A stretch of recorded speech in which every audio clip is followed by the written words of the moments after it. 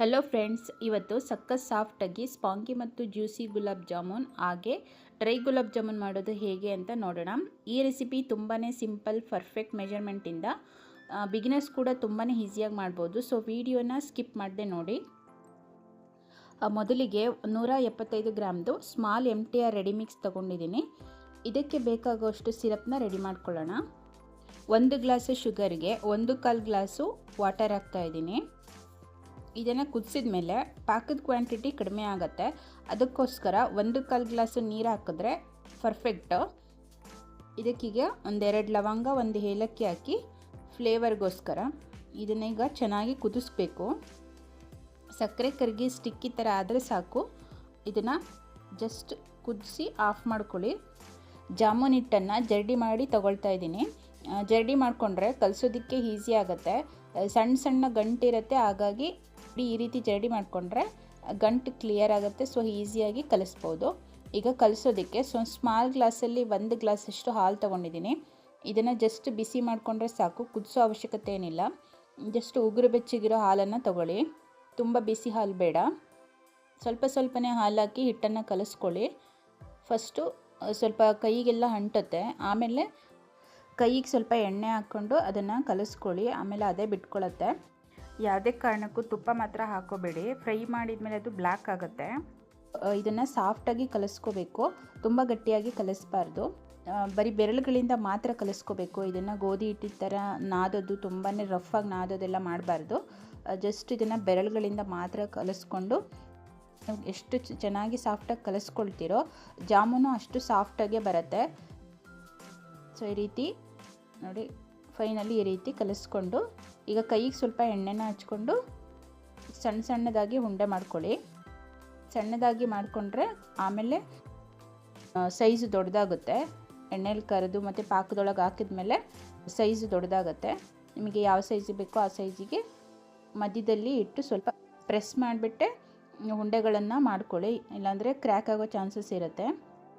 Crack ಆಗ್ದಂಗೆ ಒಂದು ಗೆರೆ ಬರ್ದಾಗೆ ಈ ರೀತಿ ಸ್ವಲ್ಪ ಪ್ರೆಸ್ ಮಾಡಿ ಉಂಡೆಗಳನ್ನು ಮಾಡ್ಕೊಳ್ಳಿ. ನೋಡಿ, ಇದನ್ನು ಕಲಸಿದ ಮೇಲೆ 5 ನಿಮಿಷ 10 ನಿಮಿಷ ಬಿಡಬೇಕು ಅನ್ನೋದೇನೂ ಇಲ್ಲ. ಜಸ್ಟ್ ಕಲಸಿದ ತಕ್ಷಣವೇ ಉಂಡೆ ಮಾಡಿಕೊಂಡು ಡೈರೆಕ್ಟ್ ಎಣ್ಣೆನ ಬಿಸಿ ಇಟ್ಕೊಂಡಿದ್ರೆ ಆವಾಗಲೇ ಕರೆದು ಬಿಡ್ಬೋದು. ನಾನು ಎಣ್ಣೆ ಬಿಸಿ ಇಟ್ಕೊಂಡಿದ್ದೆ. ಇವಾಗ ಎಣ್ಣೆನ ಹದವಾಗಿ ಕಾಯಿಸ್ಕೋಬೇಕು. ಮೀಡಿಯಮ್ ಫ್ಲೇಮಲ್ಲಿ ಇಟ್ಕೊಂಡು ಹಾಕ್ಕೊಳ್ಳಿ. ಎಲ್ಲ ಜಾಮೂನ್ಗಳನ್ನೂ ಹಾಕ್ಕೋಬೇಕು. ನೋಡಿ, ಗೋಲ್ಡನ್ ಕಲರ್ ಬರೋ ತನಕ ಇದನ್ನು ಹೀಗೆ ಸ್ಪೂನ್ ತೊಗೊಂಡು ಸೈಡಿಂದ ಮಿಕ್ಸ್ ಮಾಡ್ಕೊಳ್ತಾ ಇದ್ದರೆ ಅದು ಎಲ್ಲ ಕಡೆನೂ ಫ್ರೈ ಆಗುತ್ತೆ ಚೆನ್ನಾಗಿ. ಮೀಡಿಯಮ್ ಫ್ಲೇಮಲ್ಲಿ ಇಟ್ಕೊಂಡೆ ಇದನ್ನು ಫ್ರೈ ಮಾಡ್ಕೊಳ್ಳಿ. ನೋಡಿ, ಈ ರೀತಿ ಗೋಲ್ಡನ್ ಕಲರ್ ಎಷ್ಟು ಚೆನ್ನಾಗಿ ಕಲರ್ ಬಂದಿದೆ ನೋಡಿ. ಈ ರೀತಿ ಬರಬೇಕು. ಒಳಗಡೆ ಎಲ್ಲ ಬೆಂದಿರಲ್ಲ. ಸೊ ಹೈ ಫ್ಲೇಮಲ್ಲಿ ಮಾತ್ರ ಯಾವುದೇ ಕಾರಣಕ್ಕೂ ಇಟ್ಕೊಂಡು ಫ್ರೈ ಮಾಡಬೇಡಿ. ಮೀಡಿಯಮ್ ಫ್ಲೇಮಲ್ಲಿ ಇಟ್ಕೊಂಡೆ ಮಾಡ್ಕೊಳ್ಳಿ. ಹಾಕುವಾಗ ಲೋ ಫ್ಲೇಮಲ್ಲಿ ಇಟ್ಕೊಳ್ಳಿ. ಫ್ರೈ ಮಾಡ್ಕೊಳ್ಳುವಾಗ ಮೀಡಿಯಮ್ ಫ್ಲೇಮಲ್ಲಿ ಇಟ್ಕೊಂಡು ಈ ರೀತಿ ಸ್ಪೂನಲ್ಲಿ ಸೈಡಿಂದ ತಿರುಗಿಸ್ಕೊಳ್ತಾ ಫ್ರೈ ಮಾಡಿಕೊಂಡ್ರೆ ಚೆನ್ನಾಗಿ ಬೇಯುತ್ತೆ ಒಳಗಡೆ ಎಲ್ಲ. ಈ ರೀತಿ ಬೇಯಿಸ್ಕೊಳ್ಳಿ ಚೆನ್ನಾಗಿ. ಗೋಲ್ಡನ್ ಕಲರ್ ಬರೋವರೆಗೂ ಇದನ್ನು ಬೇಯಿಸ್ಕೊಂಡು ಎತ್ಕೊಂಡ್ರೆ ಆಯಿತು. ಸೈಜ್ ನೋಡಿ, ಇವಾಗ ನಾವೆಷ್ಟು ಮಾಡ್ಕೊಂಡಿದ್ವೋ ಫ್ರೈ ಆಗಬೇಕಾದ್ರೆ ಸ್ವಲ್ಪ ದೊಡ್ಡದಾಗತ್ತೆ. ಆಮೇಲೆ ನೆಕ್ಸ್ಟ್ ಪಾಕದೊಳಗೆ ಹಾಕ್ತೀವಲ್ಲ, ಆವಾಗಲೂ ಕೂಡ ಪಾಕ ಹಿರ್ಕೊಂಡ್ಮೇಲೆ ಇನ್ನೂ ಸೈಜು ದೊಡ್ಡದಾಗತ್ತೆ. ನೋಡಿ, ಎಷ್ಟು ಚೆನ್ನಾಗಿ ಗೋಲ್ಡನ್ ಕಲರ್ ಬಂದಿದೆ. ಈ ರೀತಿ ಫ್ರೈ ಮಾಡ್ಕೋಬೇಕು. ಸ್ಮಾಲ್ ಪ್ಯಾಕಲ್ಲಿ ಒಂದು 26 ಅಷ್ಟು ಗುಲಾಬ್ ಜಾಮೂನ್ ಆಗಿದೆ. 26 ಜಾಮೂನ್ ಮಾಡ್ಕೊಂಡಿದ್ದೀನಿ. ಒಂದೇ ಬ್ಯಾಚಲ್ಲೇ ಫ್ರೈ ಮಾಡ್ಕೊಂಡಿದ್ದೀನಿ ಎಲ್ಲವೂ. ನೋಡಿ, ಎಲ್ಲ ಜಾಮೂನ್ ಈಗ ರೆಡಿ ಆಯಿತು. ಈ ರೀತಿ ಫ್ರೈ ಮಾಡ್ಕೊಂಡ್ಮೇಲೆ ಒಂದೇ ರೀತಿ ಬೆಂದಿರಬೇಕು. ಈಗ ಹಾಕೋದು ತುಂಬಾ ಇಂಪಾರ್ಟೆಂಟು. ಹಾಕುವಾಗ ಪಾಕ ತುಂಬ ಬಿಸಿ ಇರಬಾರ್ದು, ಸ್ವಲ್ಪ ತಣ್ಣಗಿರಬೇಕು. ಅಂದರೆ ಬೆಚ್ಚಗಿರೋ ಪಾಕ ಆಗಿರಬೇಕು. ಜಾಮೂನು ಬಿಸಿ ಇರಬೇಕು. ಇದು ತುಂಬಾ ಇಂಪಾರ್ಟೆಂಟು. ತುಂಬ ತಣ್ಣಗಿರೋ ಪಾಕಕ್ಕೆ ಹಾಕಿದ್ರೆ ಪಾಕ ಹೀರಲ್ಲ. ಸೊ ಜಾಮೂನ್ನ ಡೈರೆಕ್ಟ್ ವಾರ್ಮ್ ಶುಗರ್ ಸಿರಪ್ಪಿಗೆ ಹಾಕಿ ಮಿನಿಮಮ್ ಇದನ್ನು 20-25 ನಿಮಿಷ ಸೋಕ್ ಮಾಡಬೇಕು. ಆಗ ಜಾಮೂನು ಸಿರಪ್ನ ಅಬ್ಸರ್ವ್ ಮಾಡಿ ಸೂಪರ್ ಸಾಫ್ಟಾಗಿ ಬರುತ್ತೆ. ಈ ರೀತಿ ಎಲ್ಲ ಮಿಕ್ಸ್ ಮಾಡಿಬಿಟ್ಟು ಇದನ್ನು 20-25 ನಿಮಿಷ ಇದನ್ನು ಹಾಗೆ ಬಿಡೋಣ. ನೋಡಿ, ಈಗ ಚೆನ್ನಾಗಿ ಅಬ್ಸರ್ವ್ ಆಗಿದೆ. ಪಾಕ ಎಲ್ಲ ಅಬ್ಸರ್ವ್ ಮಾಡ್ಕೊಂಡಿದೆ ಜಾಮೂನು. ಜಾಮೂನ್ ಹೇಗಾಗಿದೆ ಅಂತ ಇವಾಗ ನೋಡೋಣ. ಒಂದು ಓಪನ್ ಮಾಡಿ ತೋರಿಸ್ತೀನಿ.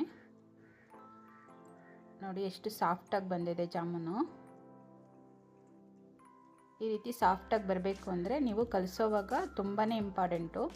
ಸಾಫ್ಟಾಗಿ ಕಲಿಸ್ಕೊಳ್ಳಿ, ತುಂಬ ರಫಾಗಿ ಕಲಿಸ್ಕೋಬಾರ್ದು. ನೋಡಿ ಒಳಗಡೆ ಎಲ್ಲ ತುಂಬ ಚೆನ್ನಾಗಿ ಫ್ರೈ ಆಗಿದೆ. ಹೀಗೆ ಚೆನ್ನಾಗಿ ಬೆಂದಿರಬೇಕು. ಚೆನ್ನಾಗಿ ಫ್ರೈ ಆಗಿದೆ. ಸಾಫ್ಟಾಗಿ ಕಲಿಸ್ಕೊಂಡಿದ್ರೆ ಸ್ಪಾಂಗಿಯಾಗಿ ಚೆನ್ನಾಗಿ ಬರುತ್ತೆ, ಸಾಫ್ಟಾಗಿರುತ್ತೆ ಜಾಮೂನು. ನೋಡಿ ಎಷ್ಟು ಜ್ಯೂಸಿಯಾಗಿದೆ ಅಂತ. ಇವಾಗ soft juicy gulab jamun ready ಆಯಿತು. ಇವಾಗ ಇದನ್ನು ಸರ್ವ್ ಮಾಡ್ಕೊಳ್ಬೋದು. ಈಗ ಡ್ರೈ ಗುಲಾಬ್ ಜಾಮೂನ್ ಮಾಡೋದು ಹೇಗೆ ಅಂದರೆ, ಮೊದಲು ಕೊಬ್ಬರಿನ ಪುಡಿ ಮಾಡ್ಕೋಬೇಕು. ಕೊಬ್ಬರಿ ಮೇಲೆ ಇರೋ ಬ್ಲ್ಯಾಕ್ ಕಲರ್ನೆಲ್ಲ ತೆಗೆದು ವೈಟ್ ಕಲರ್ದು ಮಾತ್ರ ಮಿಕ್ಸಿ ಜಾರಲ್ಲಿ ಹಾಕಿ ಈ ರೀತಿ ಪುಡಿ ಮಾಡ್ಕೊಳ್ಳಿ.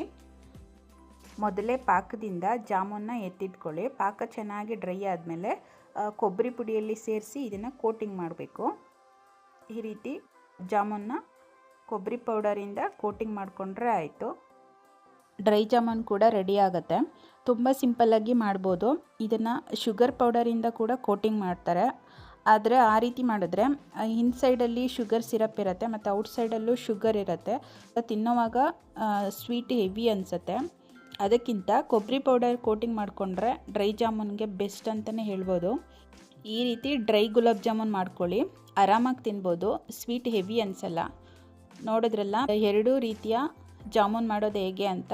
ಸೂಪರ್ ಸಾಫ್ಟ್ ಜ್ಯೂಸಿ ಜಾಮೂನು ಹಾಗೆ ಸಾಫ್ಟ್ ಮತ್ತು ಟೇಸ್ಟಿ ಡ್ರೈ ಗುಲಾಬ್ ಜಾಮೂನು, ಎರಡೂ ರೀತಿಯ ಜಾಮೂನು ರೆಡಿ ಆಯಿತು. ನೀವು ಕೂಡ ಟ್ರೈ ಮಾಡಿ ಹೇಗಿತ್ತು ಅಂತ ನನಗೆ ಕಮೆಂಟ್ ಮಾಡಿ. ವಿಡಿಯೋ ಇಷ್ಟ ಆದರೆ ಲೈಕ್ ಮಾಡಿ, ಶೇರ್ ಮಾಡಿ ಮತ್ತು ಸಬ್ಸ್ಕ್ರೈಬ್ ಮಾಡೋದನ್ನು ಮರಿಬೇಡಿ. Thank you for watching.